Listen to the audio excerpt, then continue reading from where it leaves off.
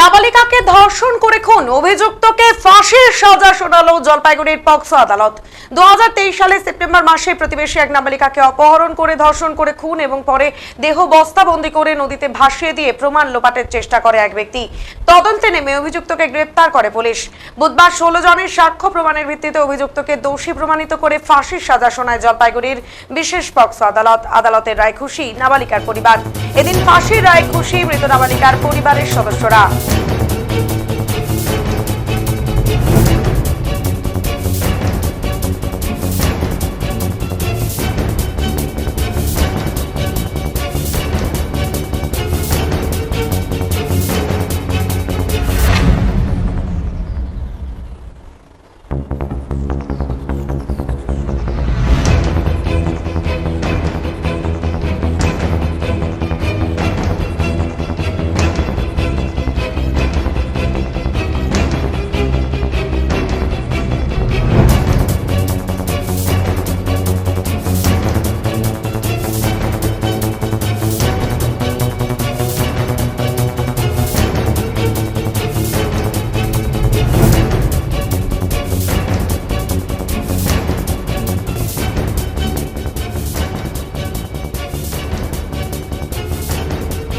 নাবালিকাকে ধর্ষণ করে খুন, অভিযুক্তকে ফাঁসির সাজা শোনালো জলপাইগুড়ির পক্সো আদালত।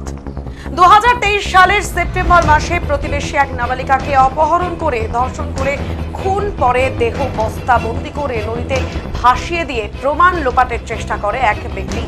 তদন্তে নেমে অভিযুক্তকে গ্রেপ্তার করে পুলিশ। বুধবার 16 জনের সাক্ষ্য প্রমাণের ভিত্তিতে অভিযুক্তকে দোষী প্রমাণিত করে ফাঁসির সাজা শোনায় জলপাইগুড়ির বিশেষ পক্সো আদালত। আদালতের রায়ে খুশি নাবালিকার পরিবার। এদিন ফাঁসির রায়ে খুশি মৃত নাবালিকার পরিবারের সদস্যরা। প্রতিবেশীরা জানালেন, 2 বছরের নাবালিকা মেয়েকে ধর্ষণ করে খুন। কতটা হৃদয় বিদারক একবার ভাবুন। 2 বছরের নাবালিকা মেয়ে, তাকে ধর্ষণ করে খুন। আর এই ঘটনায় অভিযুক্তের ফাঁসির সাজা হওয়ায় একেবারে রীতিমতো খুশি প্রতিবেশীরাও।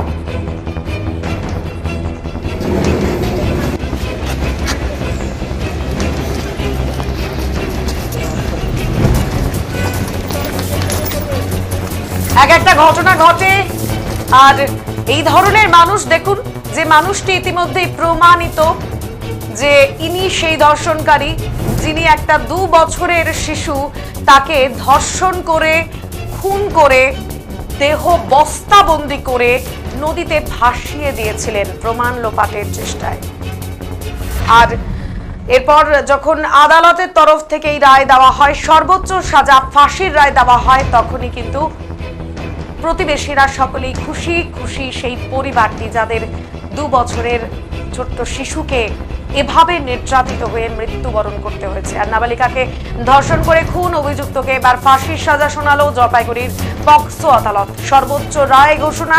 2023 সালের সেপ্টেম্বর মাসে প্রতিবেশী নাবালিকা, তাকে অপহরণ করে ধর্ষণ করে খুন, পরে দেহ বস্তাবন্দি করে নদীতে ভাসিয়ে দিয়ে প্রমাণ লোপাটের চেষ্টা করে ওই ব্যক্তি। তদন্তে নেমে অভিযুক্তকে গ্রেপ্তার করে পুলিশ। আর বুধবার 16 জনের সাক্ষ্য প্রমাণের ভিত্তিতে 2 বছর পর, 2 বছর ধরে এই সমস্ত কিন্তু প্রসিডিওর চলছিল, সমস্ত কিছু হয়ে গিয়ে সাক্ষ্য প্রমাণ অভিযুক্তকে দোষী প্রমাণিত করে ফাঁসির সাজা শোনালো জলপাইগুড়ির বিশেষ পক্সো আদালত। আদালতের রায়ে খুশি নাবালিকার পরিবার। আর এদিন ফাঁসির রায়ে খুশি মৃত পরিবারের সদস্যরা, তার সাথেই প্রতিবেশীরা। 2 বছরের নাবালিকা মেয়ে, তাকে ধর্ষণ করে খুন করে দেহ বস্তাবন্দি করে প্রমাণ লোপাটের জন্য নদীতে ভাসিয়ে দেওয়া হয়। প্রমাণ লোপাটের চেষ্টাও কিন্তু বিফলে যায় আদতে। অভিযুক্তকে ফাঁসির সাজা শোনানোর পর সকলেই যেখানে খুশি, তখন বারবার নেটিজেনদের তরফ থেকে আওয়াজ উঠছে একটাই, যে এই ধরনের রায় এবং ফাঁসির সাজা শোনালো এবং এরপরে এই সাজা আবার রদ হয়ে যাবে না তো? অন্য কোনো কিছুতে আবার এই সাজা আবার ডাইভার্ট হয়ে বা রদ হয়ে যাবে না তো? এই সম্ভাবনাগুলো যখন দেখা দিচ্ছে, তখন যাতে একেবারে দৃষ্টান্তমূলক সাজা, অর্থাৎ ফাঁসির সাজাতে যে এই ধরনের খারাপ মানসিকতার মানুষরা যাতে ভয় পায়, আর্জিকরের মতো ঘটনা এবং প্রতিদিন ঘটে চলা এ দেশে হাজারো হাজারো ঘটনা যাতে আর না ঘটে, দৃষ্টান্তমূলক সেই শাস্তি, ফাঁসির সাজা জলপাইগুড়ি পক্সো আদালতে।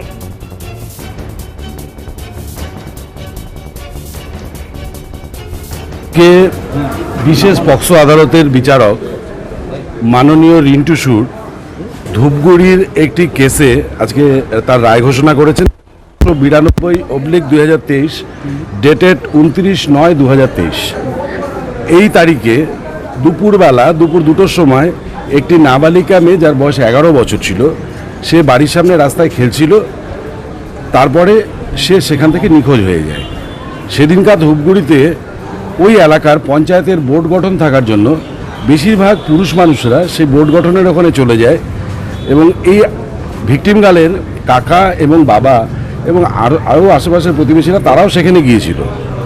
তো 3টা-3:30 নাগাদ তার কাকা ফিরে আসার পর এই ভিকটিমের মার কাছ থেকে জানতে পারে যে 2টোর পর থেকে নাবালিকা মেয়েটিকে আর খুঁজে পাওয়া যাচ্ছে না। তারপর তারা সম্ভাব্য বিভিন্ন স্থানে খোঁজাখুঁজি শুরু করে এবং এই ভিকটিমের বাবাকে খবর দেওয়া হয়। সেও ওই বোর্ড গঠনের ওখানে গিয়েছিল, সেও আসে। পাড়া প্রতিবেশীরা বিভিন্ন জায়গায় এই নাবালিকা মেয়েটির খোঁজ করে, কিন্তু তাকে কোনো জায়গায় না পাওয়ার পরে তার কাকা ধূপগুড়ি থানাতে একটা মিসিং ডায়েরি ফাইল করে সেদিনকে রাত্রেবেলা। মিসিং ডায়েরি পাওয়ার পর ধূপগুড়ি থানার পুলিশ আধিকারিকরা এই কেসের তদন্ত শুরু করে এবং তারা সেদিনকার রাত্রেবেলা গিয়ে সেই এলাকার যতগুলো পুকুর নদী আছে বিভিন্ন জায়গায় এই ভিকটিমকে তল্লাশি করে, কিন্তু তাকে কোথাও খুঁজে পাওয়া যায় না। তারপরে পুলিশের কাছে একটি খবর আসে ঘটনার 2-3 দিন পরে যে ডুডুয়া নদীর ধারে একটি বস্তা পড়ে আছে এবং সেই বস্তা থেকে দুর্গন্ধ বেরোচ্ছে। খবরটি পেয়েই ওখানে চলে যায় ধূপগুড়ি থানার আধিকারিকরা এবং তারা বস্তাটি সেখান থেকে উদ্ধার করে এবং বস্তার ভেতরে তারা একটি নাবালিকা মেয়েকে দেখতে পায়। তারপর তারা সেই রিকভারি করে সেটা জলপাইগুড়ি সদর হাসপাতালে পোস্টমর্টমের জন্য পাঠিয়ে দেয়। পোস্টমর্টমের জন্য পাঠানোর পরে বাড়ির লোককে খবর দেওয়া হয়। বাড়ির লোক এসে এখানে সেই নাবালিকা মেয়েটিকে শনাক্ত করে। এবার পুলিশ এই কেসটাতে খুব ভালোভাবে তদন্ত শুরু করে এবং তদন্ত করতে গিয়ে মেয়েটি সেই সময় যাদের সঙ্গে খেলছিল তাদেরকে জিজ্ঞাসাবাদ করে এবং জিজ্ঞাসাবাদ করে তারা জানতে পারে নাবালিকা মেয়েটি সেই সময় একটি জলের বোতল নিয়ে তাদের সঙ্গে খেলছিল এবং তারা এই আসামির বাড়ির দিকে মেয়েটিকে যেতে দেখেছে এবং ওখানে একটা বসে থাকা এক প্রতিবেশিনী, তিনিও মেয়েটিকে ওই বাড়িতে ঢুকতে দেখেছে কিন্তু বের হতে দেখেনি। এবং ওই 29 তারিখ বিকেল 4টা-4:30টার সময় এই আসামি বাড়ি থেকে একটা বস্তা নিয়ে সাইকেলের পিছনে নিয়ে বাড়ি থেকে যখন বেরোচ্ছিল তখন এই নাবালিকার মা এবং আরও কয়েকজন লোক তাকে দেখতে পায় এবং তাকে জিজ্ঞেস করে, তোমরা কোথায় যাচ্ছ, এই বস্তার মধ্যে কি আছে? তখন সে বলে, বাড়িতে আমার স্ত্রী এবং ছেলেমেয়েরা বাপের বাড়িতে গেছে, তাদের কিছু জামা কাপড় আছে, তাদেরকে নিয়ে যাচ্ছি। এই বলে তারা সে সেখান থেকে চলে যায়। তারপরে যখন এই মেয়েটির বডি রিকভারি হয় তখন এই মেয়েটির মা এবং অন্যান্য সাক্ষীরা বলে যে ওই আসামি যে বস্তাটা নিয়ে যাচ্ছিল তার কালার এইটা ছিল, তাই লেবেল এটা ছিল এবং বস্তার উপরে যে লেখাটা ছিল সেই লেখাটাও তারা বলে। ফলে পুলিশের বুঝতে কোনো অসুবিধা হয় না। তারা এই আসামিকে গ্রেপ্তার করে এবং গ্রেপ্তার করার পর তাকে রিমান্ডে নিয়ে যায়। রিমান্ডে নিয়ে যাওয়ার পরে আসামি তার কনফেশনাল যে স্টেটমেন্টটা দিয়েছেন সেই স্টেটমেন্টে আসামি পুলিশকে তদন্তে সহযোগিতা করব বলার পরে আসামির বাড়ির খাটের তলা থেকে যে মেয়েটি যে জলের বোতলটা নিয়ে সেদিনকে গিয়েছিল সেই জলের বোতলটা তার বাড়ির খাটের তলা থেকে পুলিশ সিজ করে এবং সাইকেলটিও সিজ করে। এবং পুলিশ তদন্ত করার সময় ধূপগুড়ি শহরের একটি বাড়ির সিসিটিভি ফুটেজ দেখতে পায় এবং সেই সিসিটিভি ফুটেজে দেখা যায় যে আসামি সাইকেলটা করে বেরিয়ে যাচ্ছে ডুডুয়া নদীর দিকে, যেখান থেকে এই ভিকটিম গার্লের বডিটা রিকভারি করা হয়েছিল। এবং ভিকটিম গার্লকে যখন রিকভারি করা হয় তখন সেই বস্তার মধ্যে একটা গামছাও পাওয়া যায় এবং পোস্টমর্টম থেকে দেখা যায় যে মেয়েটিকে ধর্ষণ করার পরে মেয়েটিকে হত্যা করা হয়েছে গলায় স্ট্র্যাঙ্গুলেশন করে এবং তার বডিটাকে ওখানে ফেলে দেওয়া হয়েছে। পুলিশ এই কেসে দ্রুত তদন্ত শেষ করে চার্জশিট দাখিল করে এবং এই কেসে 363, 302, 201 ধারা আইপিসি ধারা অনুযায়ী এবং পক্সো আইনের 6 ধারায় পুলিশ চার্জশিট দেয় এবং চার্জ গঠন করা হয়। টোটাল 16 জন এই কেসে সাক্ষ্য প্রদান করে এবং সাক্ষ্য প্রদান করার পরে মহামান্য আদালত গতকালকে এই আসামিকে দোষী সাব্যস্ত করেন এবং আজকে এই আসামিকে তার সাজা ঘোষণা করেন মহামান্য আদালত এই আসামিকে ফাঁসির আদেশ দিয়েছেন এবং তথ্য প্রমাণ লোপাট করার চেষ্টা করার জন্য তাকে 7 বছরের সশ্রম কারাদণ্ড এবং 5,000 টাকা জরিমানা, অনাদায় আরও 2 মাস সাজা ঘোষণা করেছেন। মহামান্য আদালত তার জাজমেন্টে কথাও বলেছে যে এটা হচ্ছে একটা বিরলতম ঘটনা, যেই নাবালিকা মেয়েটি এই আসামির মেয়ের সমবয়সী, তাকে এরকম করে কিডন্যাপ করে নিয়ে গিয়ে তাকে ধর্ষণ করে তাকে হত্যা করা এবং এত নিষ্ঠুর এবং নির্মমভাবে হত্যা করার জন্য এই আসামিকে ফাঁসির সাজা দিয়েছে।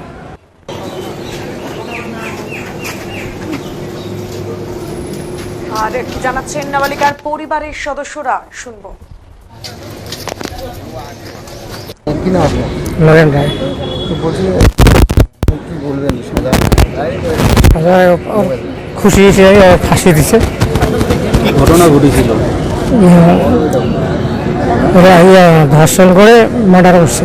আপনার কি হয়? মেয়ে কল্পনা রায়, বয়স কত ছিল? 11 বছর। কতদিন আগের ঘটনা? 2 বছর হইলো। আপনি খুশি? আমি খুশি।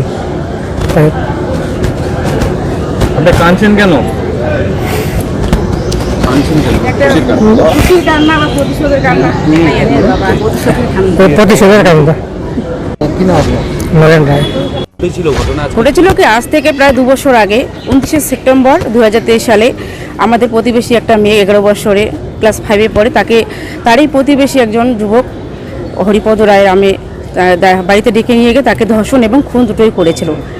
এই জন্য আজকে আমরা এসেছি, এখানে সাজা হয়েছে, তার যে ফাঁসি হয়েছে, 7 বছরের জেল এবং 5,000 টাকা জরিমানা হয়েছে। এতে আমরা খুবই খুশি, যাতে সমাজে দ্বিতীয় কোনো হরিপদ বা দ্বিতীয় কোনো পুরুষ বা ব্যক্তি যাতে কোনো মা বা কোনো মেয়ে এরকম ক্ষতি করতে পারে না, কোনো মায়ের বুক যাতে খালি করতে পারে না। এটাই আমি প্রতিবেশী নয়, একজন মা হয়ে আমার দাবি, আমারও একটা মেয়ে আছে বা আমারও মা আছে, যাতে কোনো মায়ের বুক আজ থেকে খালি না হয়, এটাই আমাদের অনুরোধ ছিল এবং আমাদের সরকারের উপর একটা আস্থা ছিল, সেটা আমরা আজকে পেয়েছি। তার জন্য আমরা খুবই খুশি, খুবই দুঃখিত আমাদের সরকারের কাছে। আপনি কোথাকার পঞ্চায়েত? ওই গ্রামের গধেরকুটি অঞ্চলে, গধেরকুটি অঞ্চলে। কতদিন পর আজকে সাজা ঘোষণা? আজকে প্রায় 2 বছর হতে চললো। হ্যাঁ, খুশি আপনারা? আমরা খুবই খুশি, কারণ এই বার্তাতে সমাজে প্রত্যেকটা মানুষ যাতে সচেতন হয়, যাতে এরকম কোনো জঘন্য কাজ তারা না করে। আমরা প্রত্যেকটা পুরুষের কাছে আমার আবেদন, সবাই একটু সজাগ থাকবেন, সবাই মেয়ে বা বোনের মতো দেখবেন, এটাই অনুরোধ থাকলো। সবাইকে বাঁচতে দিন, আমাদের মেয়েদের বাঁচতে দিন, সমাজে সবভাবে চলতে দিন, এটাই আমার অনুরোধ। এবং খুবই খুশি হয়েছি আমরা। ঘটেছিল কি আজ থেকে প্রায়